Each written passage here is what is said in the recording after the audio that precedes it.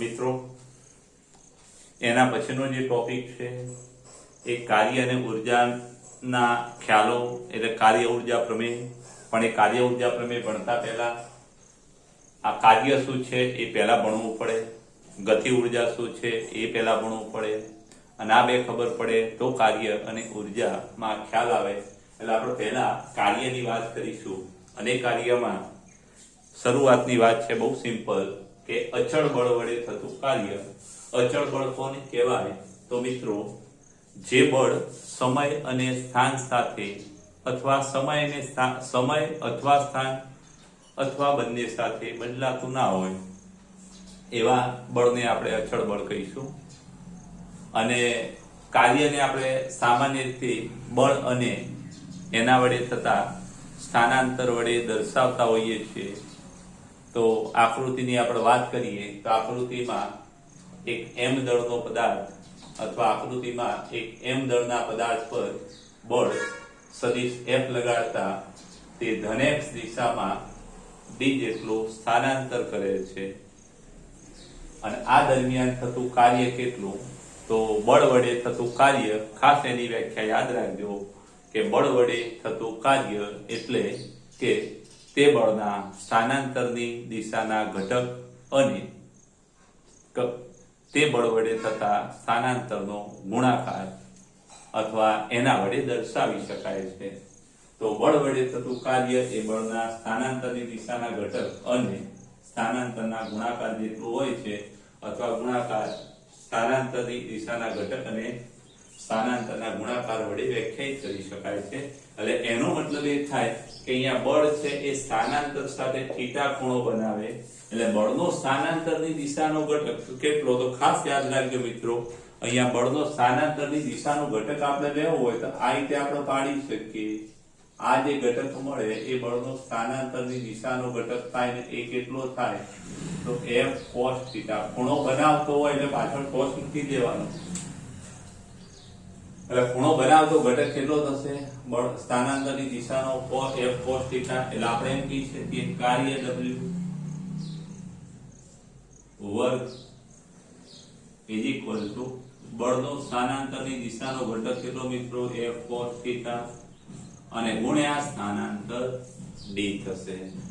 આને આપણે એમ કહી શકીએ કે માટે W is equal to F d cos θ. અને બે સદિશોની પાછળ cos θ હોય તો આપણને ખબર છે કે એમની વચ્ચે કયું ચિહ્ન મૂકવાનું? F અને d ના વચ્ચે ડોટ ગુણાકાર. એટલે આના પરથી એમ કહી શકાય કે કાર્ય એટલે બળ અને સ્થાનાંતરનો અદિશ ગુણાકાર. હવે મિત્રો ખાસ યાદ રાખજો કે પદાર્થ પર આપણે બહુ મોટા મૂલ્યનું બળ લગાડીએ તો પણ કાર્ય શૂન્ય હોઈ શકે. મોટા મૂલ્યનું બળ લગાવવા છતાં જો સ્થાનાંતર શૂન્ય હોય, મોટા મૂલ્યનું બળ લગાવવા છતાં સ્થાનાંતર શૂન્ય હોય તો અહીંયા d 0 મળે, કાર્ય 0. દાખલા તરીકે આપણે આ દિવાલ પર ખૂબ મોટા મૂલ્યનું બળ લગાડીએ તો આ બળમાં અમારા શરીરના, અમારા હાથના અંદર જે સ્નાયુ હશે એ સ્નાયુઓનું સંકોચન પણ થશે. કાંક તમે કોઈ વસ્તુને ખેંચો તો એનું વિસ્તરણ પણ થાય અને તમારો હાથ થાકી જાય, છતાં પણ જો એ વસ્તુ ત્યાંથી ખસે નહીં તો સમજી લેવાનું કે આપણા બળ વડે થતું કાર્ય છે એ કેવું થાય? 0. એટલે કાર્ય છે એ 0 પણ હોઈ શકે. કઈ પરિસ્થિતિમાં કાર્ય 0 થાય તો ખાસ યાદ રાખજો મિત્રો. તો પહેલી વાત, કાર્ય શૂન્ય ક્યારે હોય? તો એક જો પદાર્થ પર પદાર્થનું સ્થાનાંતર d શૂન્ય હોય, સ્થાનાંતર d બરાબર 0 હોય તો કાર્ય 0.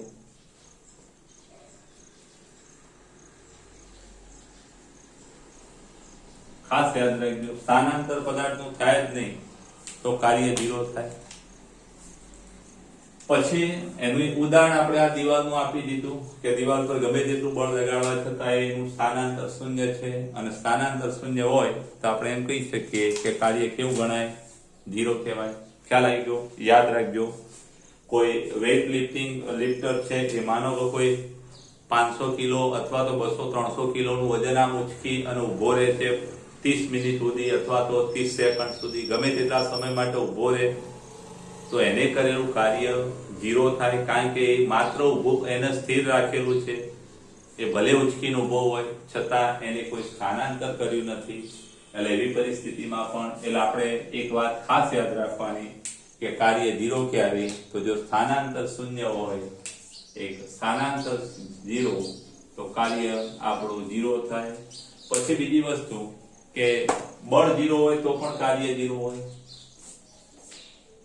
બળ F0 હોય, પદાર્થ પર લાગતું બળ F=0, તો પણ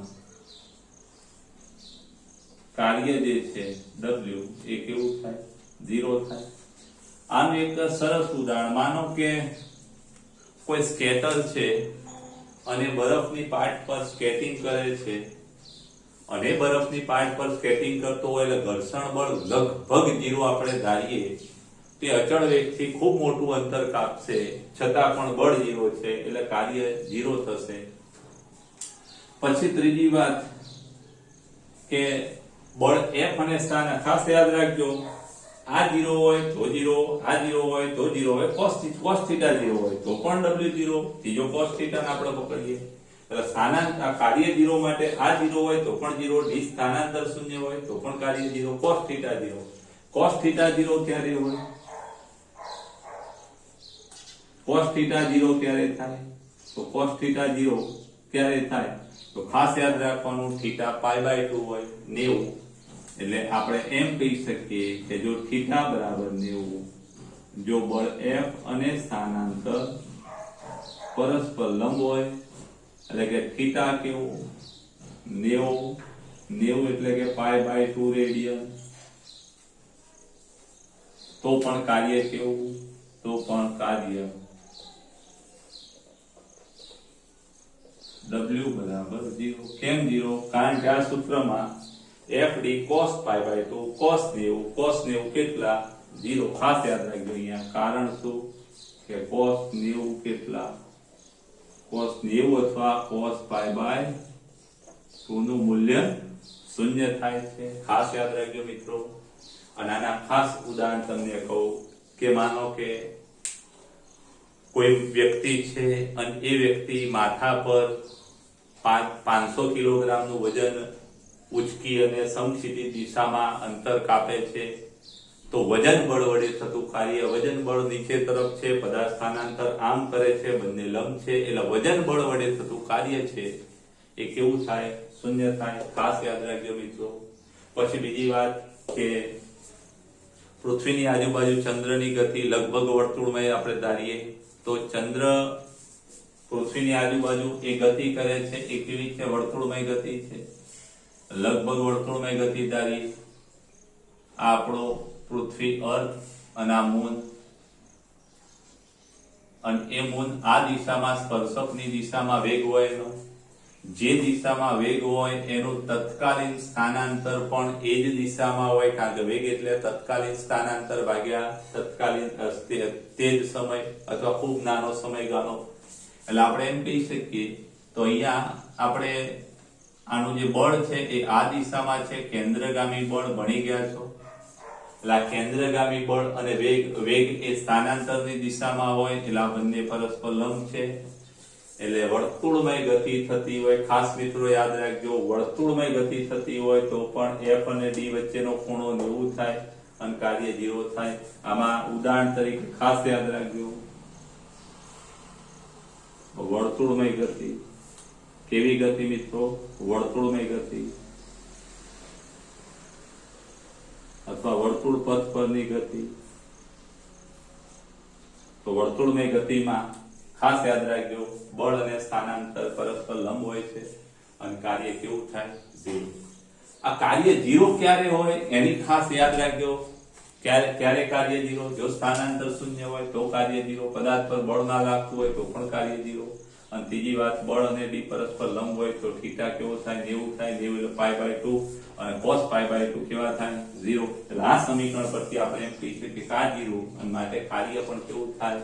0 થાય. ખાસ યાદ રાખજો મિત્રો.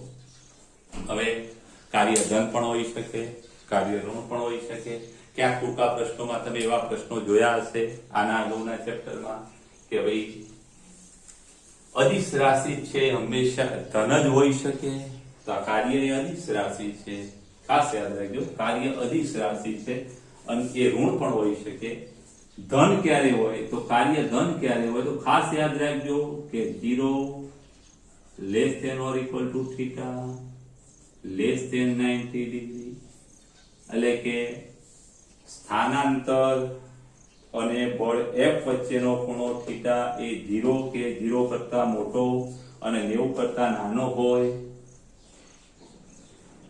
તો cos થીટા ગ્રેટર ધેન 0 મળે અને માટે કાર્ય કેવું થાય ગ્રેટર ધેન 0, મતલબ કે ધન મળે.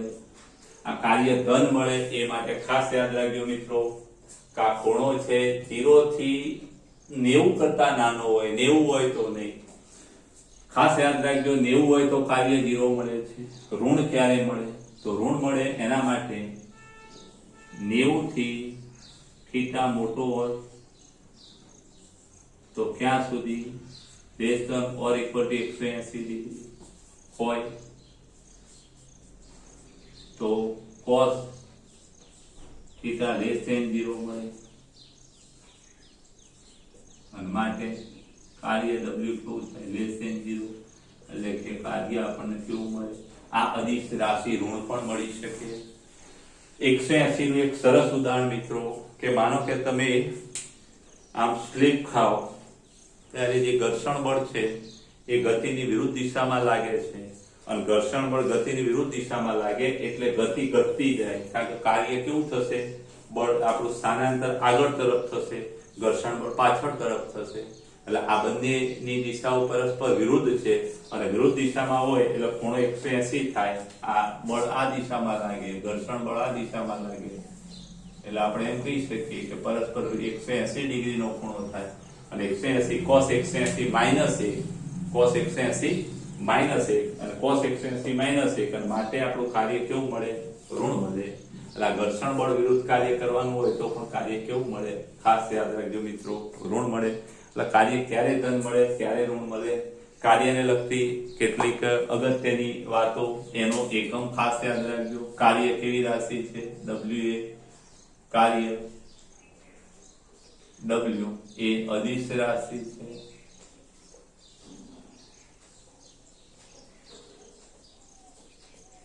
એનો એકમ કયો તો કે કાર્ય W નો એકમ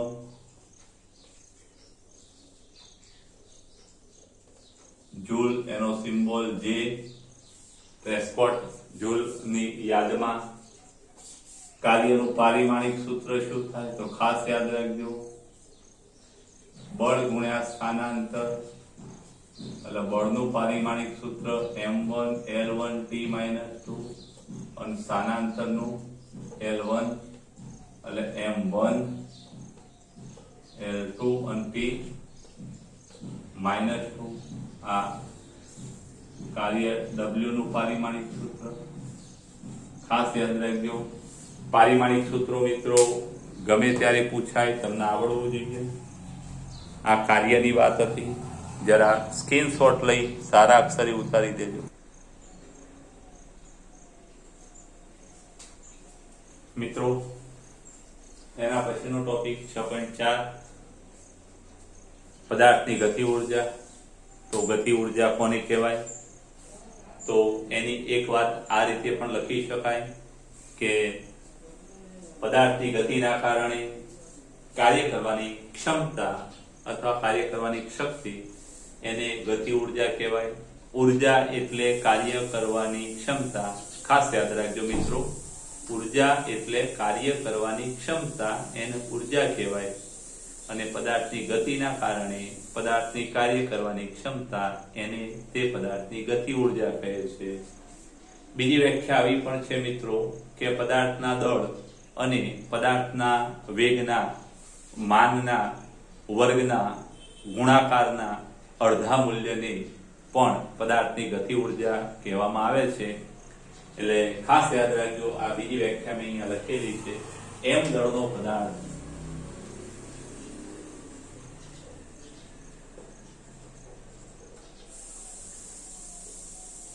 સદિશ v વેગથી ગતિ કરે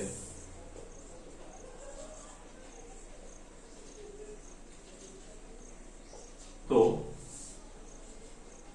તેની ગતિ ઉર્જા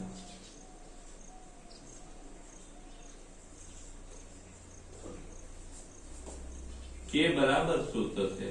તો કે 1/2 m સદિશ v ડોટ, આપણને ખબર છે આગળ ભણી ગયા કે a ડોટ a બરાબર a સ્ક્વેર, આવું ભણે આપણે. a ડોટ a નું વર્ગમૂળ શું હતું? a હતું. અને માટે a ડોટ આ વર્ગમૂળ કાઢી નાખે શું થાય? a સ્ક્વેર થાય. એટલે v ડોટ v ને શું કહેવાય? v ડોટ v એટલે પદાર્થના દળ અને તેના વેગના મૂલ્યના વર્ગના ગુણાકારના અડધા મૂલ્યને શું કહેવાય? તે પદાર્થની ગતિ ઉર્જા. ખાસ યાદ રાખજો. જો પદાર્થનું દળ મોટું હોય તો પણ ગતિ ઉર્જા મોટી હોય, વેગ મોટો હોય તો પણ પદાર્થની ગતિ ઉર્જા મોટી હોય. અચળ વેગ માટે દળ વધારે લઈએ તો ગતિ ઉર્જા વધે, અને અચળ દળ માટે વેગ વધારે લઈએ તો પણ ગતિ ઉર્જા વધે. હવે ખાસ યાદ રાખજો મિત્રો કે અહીંયા ગતિ ઉર્જાનો એકમ કયો? તો ગતિ ઉર્જા કેનો એકમ?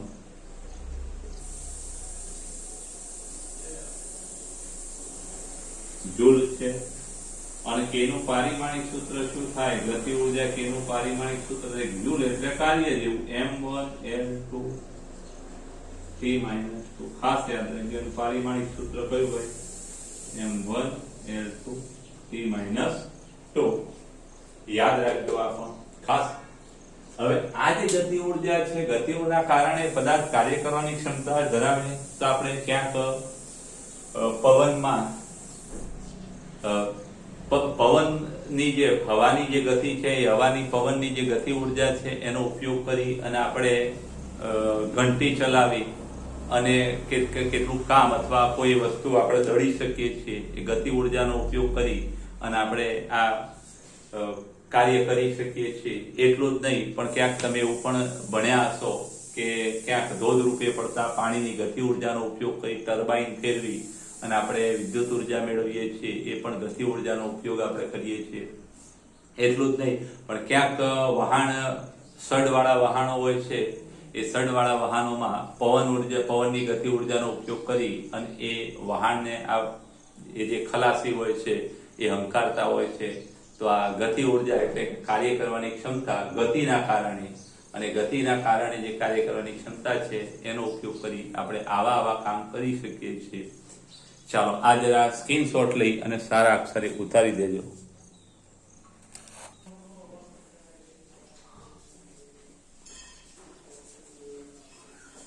મિત્રો હવે આપણે વચ્ચે એક ટોપિક જે બાકી રાખ્યો છે 6.2 કાર્ય અને ગતિ ઉર્જાના ખ્યાલો, જેને કાર્ય ઉર્જા પ્રમેય કહેવામાં આવે છે.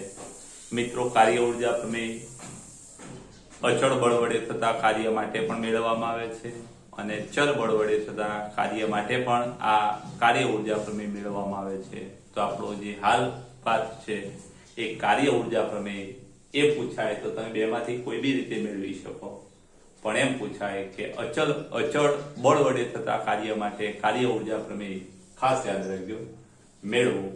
તો આપણે જે વાત કરીએ છીએ ખાસ યાદ રાખજો મિત્રો, અચળ પ્રવેગી ગતિના સમીકરણોનો ઉપયોગ કરીશું. પ્રવેગ અચળ ક્યારે હોય તો આપણે એવું ભણી ગયા, બટ F = ma, આદર બરાબર માં. ખાસ યાદ રાખજો કે આ એ ક્યારે અચળ હોય? બળ અચળ હોય તો. ખ્યાલ આવી ગયો? તો ધારો કે એમાં શરૂઆતમાં આપણે એક પરિમાણિક વાત કરીશું, એક દિશાની. એક દિશામાં તીર નહીં મૂકીએ અને પછી ત્રિપરિમાણિક વાત કરીશું. એટલે ધારો કે એક પરિમાણમાં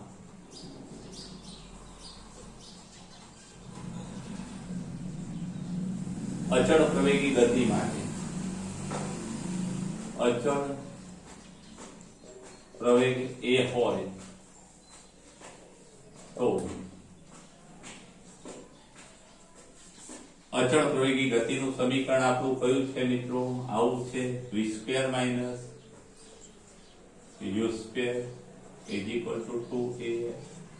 ખાસ યાદ રાખજો, સ્થાનાંતરને આપણે x કહેતા હતા, x ની જગ્યાએ d પણ કહેવાય અને અહીંયા s કીધેલો છે સ્થાનાંતરને મિત્રો.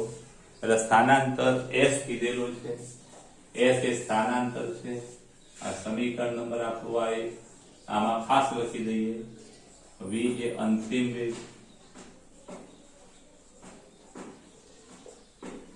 u એ પ્રારંભિક વેગ,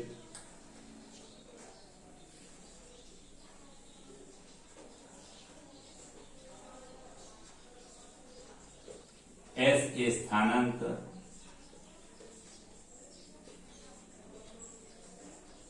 એ પ્રવેગ છે એ લખી દીધું છે.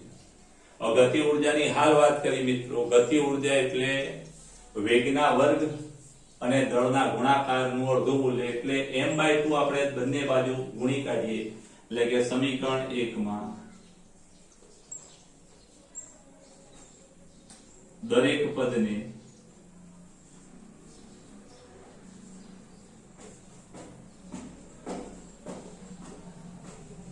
m/2 વડે ગુણતા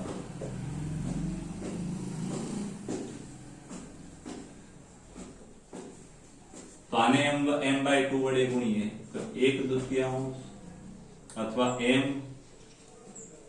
m/2 into v² minus m/2 into u² is equal to 2 mas. આને આપણે એમ કહી શકીએ 1/2 m into અંતિમ વેગનો વર્ગ માઇનસ 1/2 m into પ્રારંભિક વેગનો વર્ગ is equal to 2 m અને એનો a બળ f is equal to ma. એટલે હાલ આપણે એક જ પરિમાણની વાત છે એટલે f into s. ખાસ યાદ રાખજો, સોરી m/2 વડે ગુણ્યા એટલે અહીંયા 2 આવશે મિત્રો, m/2 અહીંયા m/2 અહીંયા m/2 અહીંયા પણ m/2, અહીંયા બગડા ઉડી જશે મિત્રો, એટલે અહીંયા બગડો નહીં આવે. ખાસ યાદ રાખજો, આવું આપણું સૂત્ર થશે. સમીકરણ નંબર 2 મિત્રો અત્યાર સુધી જે વાત કરી એ આપણી કેવી છે તો કે એક પરિમાણમાં ગતિ, એક પરિમાણમાં એટલે એક જ દિશામાં. હવે માનો કે ત્રિપરિમાણિક ગતિ માટે, દ્વિપરિમાણિક કે ત્રિપરિમાણિક ગતિ માટે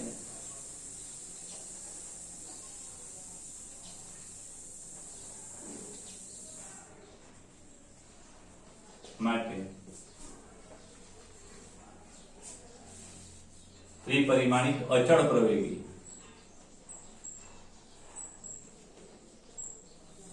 સદિશ એ વાળી ગતિ માટે વાડીની વાળી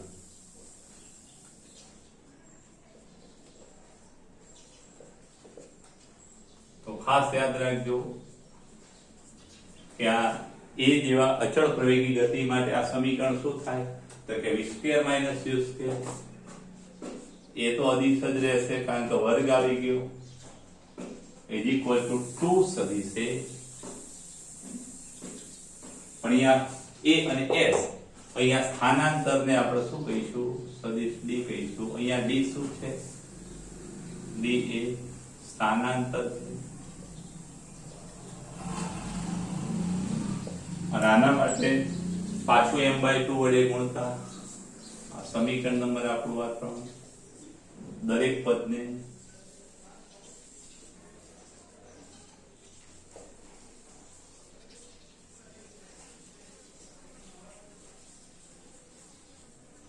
ગુણતા 1/2 mv² minus 1/2 mu² is equal to અહીંયા m/2 વડે ગુણ્યા m/2 વડે અહીંયા m/2 વડે ગુણ્યા એટલે 2 ઉડી જશે એટલે m into સદિશ અને m ઇન્ટુ a ને શું કહેવાય? તો આપણે ભણેલા છીએ મિત્રો, ખાસ યાદ રાખજો અહીંયા m/2 m/2 m/2 એમાં બગડા ઉડી જશે, m આવશે અહીંયા, એટલે mv² -1 તૃતીયાંશ m ઇન્ટુ a શું કહેવાય? બળ F.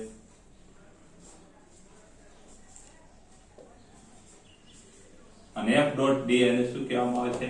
કાર્ય કહેવામાં આવે છે. મિત્રો ખાસ યાદ રાખજો કે ડાબી બાજુના બે જે પદો છે એ શું છે? તો કે અંતિમ ઝડપ અને પ્રારંભિક ઝડપના વર્ગોના તેમના દળ સાથેના ગુણાકારોના અડધા મૂલ્યનો તફાવત છે.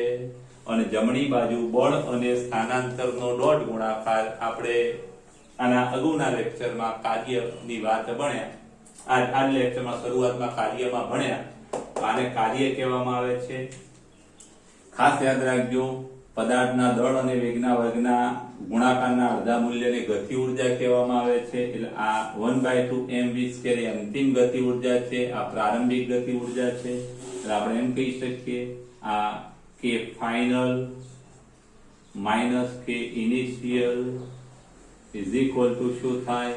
તો કે બળ અને સ્થાનાંતરનો ગુણાકાર એટલે કાર્ય w થશે. ખાસ યાદ રાખજો મિત્રો, આવું પરિણામ મળશે. 5 કારણ આપી દેવાનું કે કારણ કે ki બરાબર શું થાય? 1/2 mu² કે f શું થાય? 1/2 mv² અને કાર્ય w બરાબર શું થાય? કાર્ય w બરાબર બળ ડોટ d. ખ્યાલ આવ્યો મિત્રો? અને આ જે સમીકરણ છે એને શું કહેવામાં આવે છે? સમીકરણ 5 એ કાર્ય ઉર્જા પ્રમેય છે.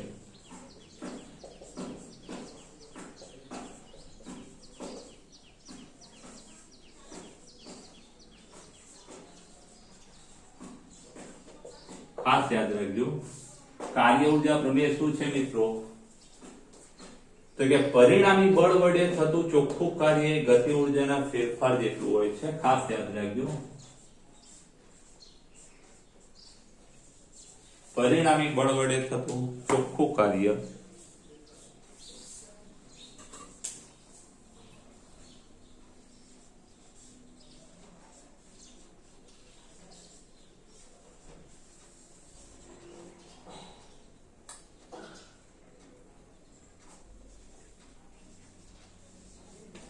ચોખ્ખું કાર્ય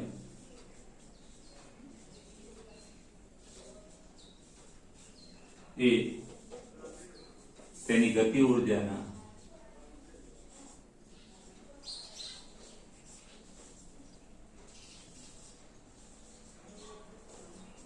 ફેરફાર જેટલું હોય છે.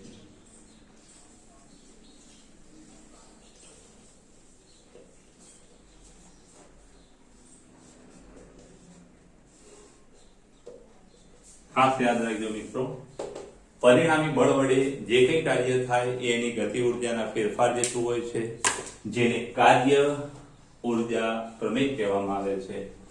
આ પ્રશ્ન સારા અક્ષરે ઉતારી દેજો અને તૈયાર કરી દેજો. મિત્રો જે કંઈ લેક્ચર આવે છે એના સ્ક્રીનશોટ પાડી અને જે ઉતારો નોટમાં એ મારા નંબર પર, પર્સનલ નંબર પર તમારે સેન્ડ કરી દેવાનું, જેથી મને ખબર પડે કે તમે લખેલું છે.